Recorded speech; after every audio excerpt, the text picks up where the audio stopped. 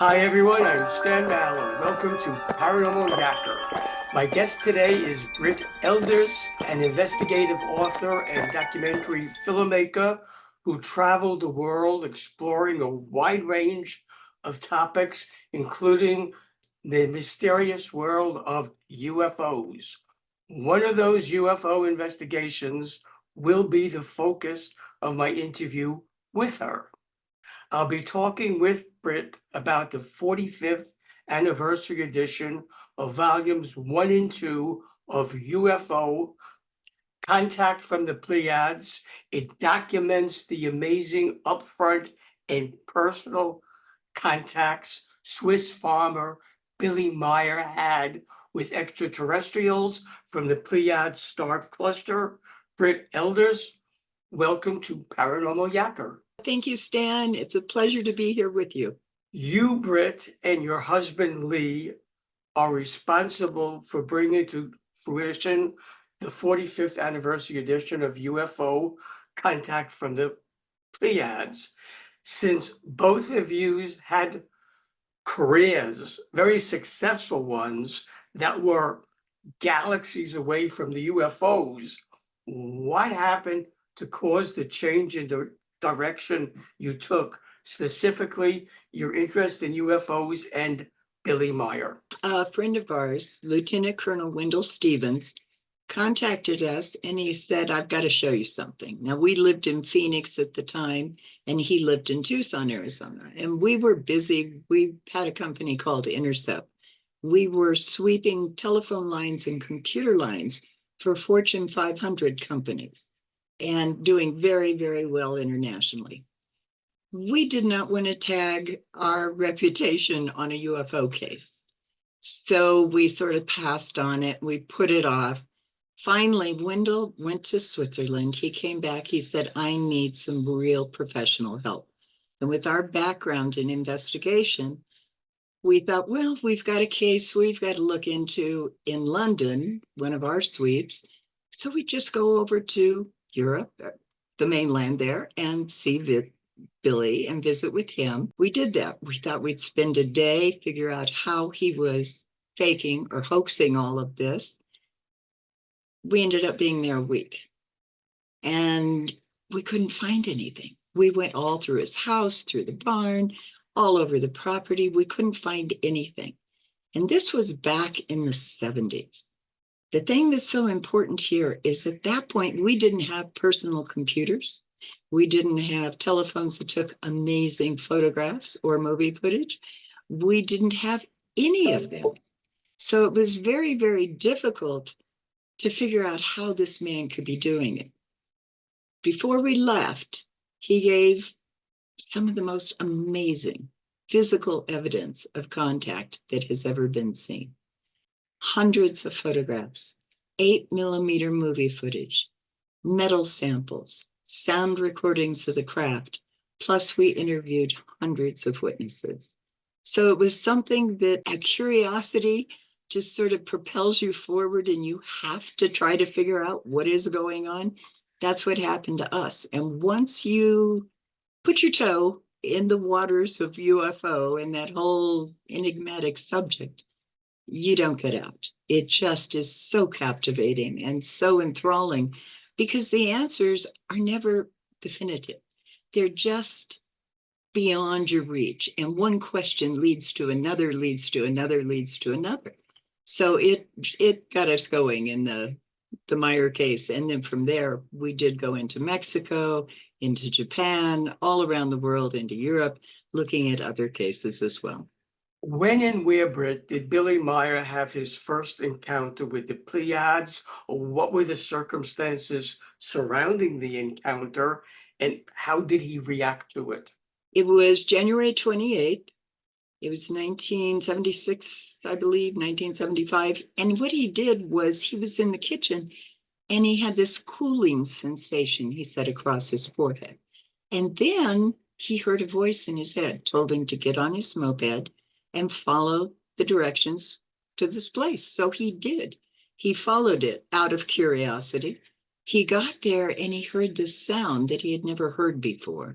He looked up and there's this disc The disc hovered for a while and then it slowly settled towards the ground. Then from behind it walked a humanoid figure, a female, blonde hair, fair, almost translucent complexion, walked towards him, and they began communicating.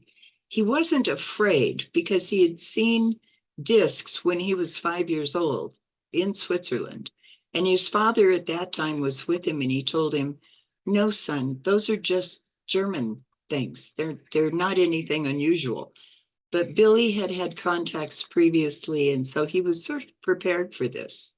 About how the aliens looked, how much of their features were like human-like, and how much of their features was really not at all like humans. It depends on which group you're talking about. The Pleiadians say that there are 108 different civilizations visiting Earth. And that was years ago when they said that. I spoke with Billy not too long ago, and he didn't know because he hadn't asked that question recently. So we kind of imagine there are more here now. But each one seems to be different. The Pleiadians are what they call the Nordics, the fair-skinned, usually light-eyed individuals, blondish colored hair, tall. The thing that struck him was the texture of the skin is so translucent and so flawless, something we don't have here. How did the ETs from the Pleiades communicate with Billy? Did they speak with him in one of the four main languages spoken in Switzerland, that being German, French, Italian, and Romance? Or did they communicate telepathically? They spoke with him in Swiss German, his native tongue, which is a dialect of German and different, longer, much longer words. And they did that through the use of a translator that they carry, similar to what we have on our phones now, where if I want to say something to you in Japanese, I can punch it in English and tell it to translate, and it speaks to you in Japanese. Very similar to that. But they also were telepathic in their communication. So this is something that continued when he would go back to his office after a contact, and they would replay the conversation mentally for him so that he could type out notes as to what took place during the meeting. What was the process you and Lee employed to authenticate the validity of the hundreds of UFO photos, movie footage, audio recordings you had from Billy Meier, as well as the stories that he and others told you regarding Billy having contact with beings from the Pleiades? We began with having the inner negatives scanned at U of A with Dr. Michael Malin. And what they could do from that is determine the edge depth. And it was all pixelized. This was a time when computer sciences were just really getting rolling. So we started there, then we went to Mr. Jim Dilatoso. Amazing mind. This guy is so brilliant in so many different areas, but he's curious about everything. So he agreed to start looking at the photographs, doing edge detection to find out how far away a tree was from the object based on the pixelization. So his photogrammetric analysis then kicked off a whole slew of individuals and organizations that agreed to analyze the photographs. We were at JPL, Robert Post, who was the head of JPL Photo Labs. He came in and he says, "I don't necessarily believe that he's having a contact, but I cannot explain these images. They're too bright." He couldn't duplicate them. None of the analysis of the photographs could duplicate what Billy had done without the ability of having a computer. At that time, Industrial Light and Magic, this great special effects place, was just beginning. So there wasn't anything that you could easily latch onto to manufacture these. The same with the movie footage. The movie footage was analyzed in the US, it was analyzed in Japan. And what happened was several of the different segments, and there were several that were taken. In one case, the ship is up here, and then in less than a frame, It's down here at the horizon. So you see these types of things happening. You see cars traveling underneath the beam ship as it's out there hovering. Now, whether or not anybody ever saw it besides Meier, we don't know. But you could see the cars moving. You could see when a beam ship would go around a tree, the top of the tree would go back and forth. It would wave in the wake of the beam ship. So all of those things were going on with photogrammetric analysis. With the sound analysis, we had a gentleman from the East Coast who was very involved in research with a data bank of sounds. And Rob took this, ran it through that data bank, and could not identify any sound that was even near it. The next thing we did was we went into LA and we started talking to sound engineers, Nils Ragnerud and Stephen Ambrose. Brilliant guys. They looked at it, they were blown away because the sound had all these multiple frequencies, and then the frequencies would converge on one, and it would maintain that for a moment, and then it would separate out again. And then we got another set of sounds from what we call the variation 6 beam ship. And what happened with that, when we were looking at it, the man that was analyzing it said, it's like it has all these different propulsion things happening. And he could only explain it as the sounds were part of the propulsion. He actually diagrammed the craft, which has balls all around the edge of it. And that's variation 6. The most important, I think, was the metal, because the metal samples that Billy gave us couldn't be manufactured on Earth at that time. They were a cold synthesis project, and it was literally one very finite metal separated from another by a crystalline structure. And there was evidence of machining in it. When Simyasa gave this to Billy, she told him that this is from a stage from the skin of the spacecraft, which is built in several different stages. So it had normal elements that we recognize in it, but it also had thulium, which is a rare earth mineral and very, very costly to extract. Billy would have no access to that. Then you get into the witnesses. And there are witnesses from the little town that he lives in that have seen these things. They don't know how to explain them, but they've seen them.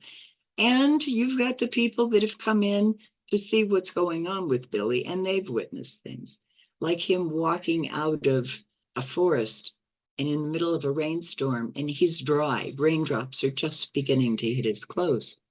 How did that happen?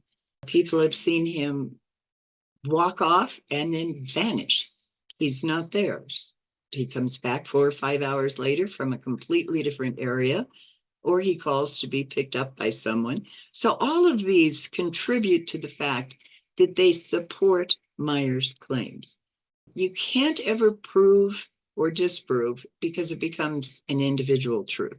Do you have the experience or do you not? And I think it's up to everybody to make their own decisions, but they need to look at the evidence and the fact that no one has been able to duplicate all of it yet. Did anyone from the Pleiades tell Billy the reason or reasons as to why he was chosen to be contacted by them? If so, what was it? Well, they did tell him that they studied him for years before they selected him to be the contactee, a contactee. And they studied him because they wanted to give him the physical documentation that would substantiate his claims of contact, which would prove to Earth humans that we are not the only thinking beings in the universe, which really seems to be the underlying message of all of this, is we, in order to take a representative and respectful place in the cosmos, especially with all of the space exploration we're talking about, it's important that we understand we're not alone. What we do here and what we do out there may affect other civilizations, and we have to be aware of that.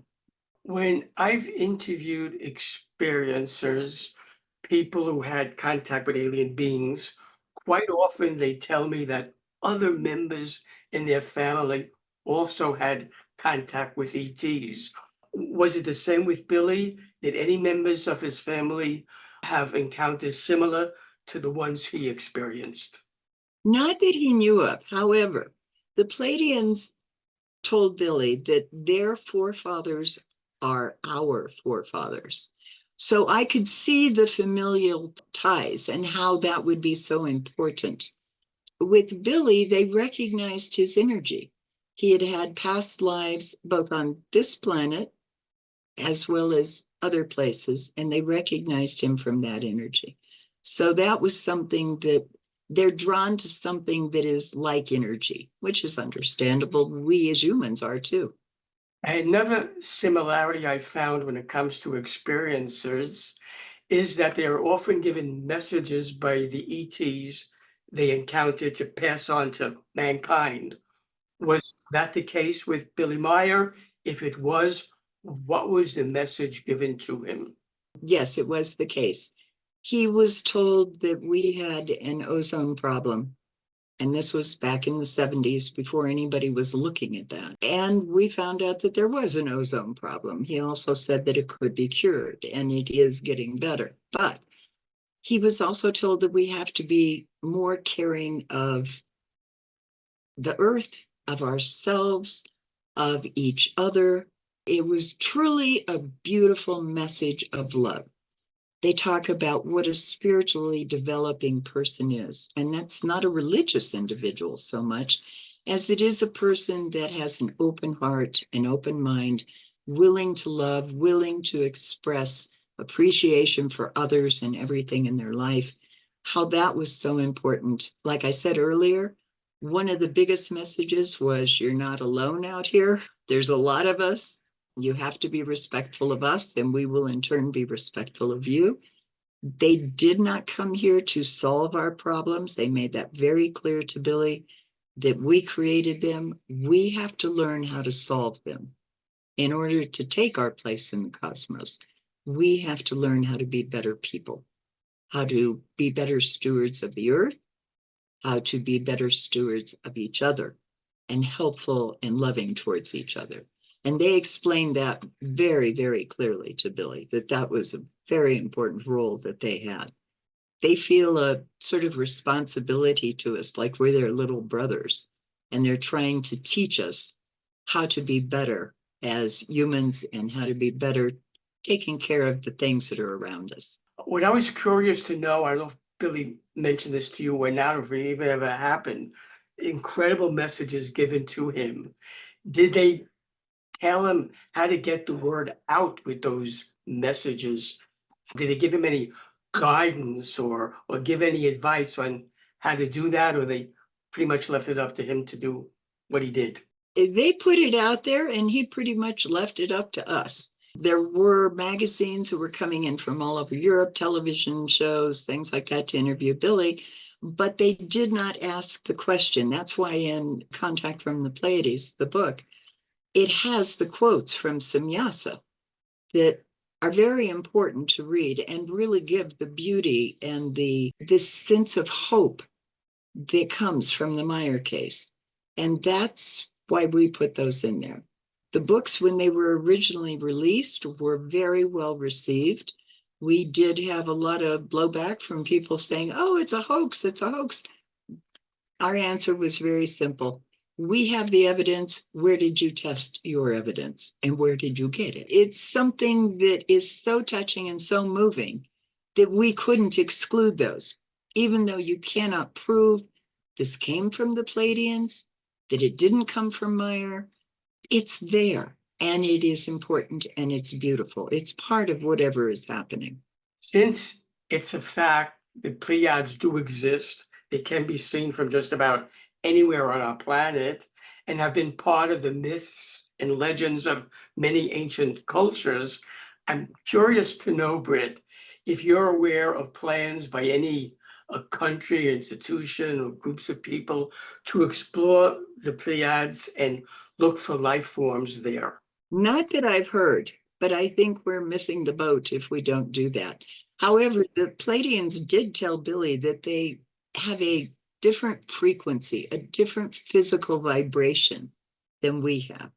And so that may prevent us from seeing what their civilization is about. Now, when they went to the Pleiades, that wasn't where they originated. They claimed they originated in the star system of Lyra, which is the Ring Nebula, and that they had a war that literally divided them and demolished their planet. So they had to go out through space to find a new home. And when they found this home, they had to engineer it so that they could be supported physically, life forces, and create a place where they could live. They don't want to see us go through that.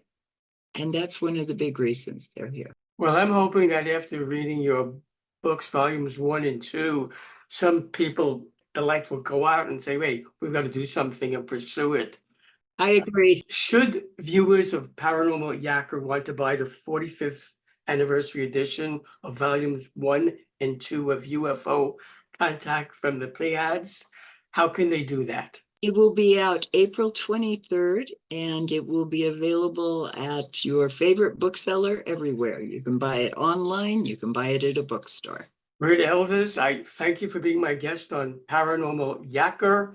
Yakking with you has been a wonderful experience. Thank you. Oh, Stan, it's been a delight. I've thoroughly enjoyed it. The time's just sailed by. Hi, everyone. This is Stan Mallow, the Paranormal Yacker. I hope you enjoyed the interview you just watched. So that you don't miss any upcoming shows, be sure to subscribe to my free YouTube channel. To do that, just press the subscribe button on your screen.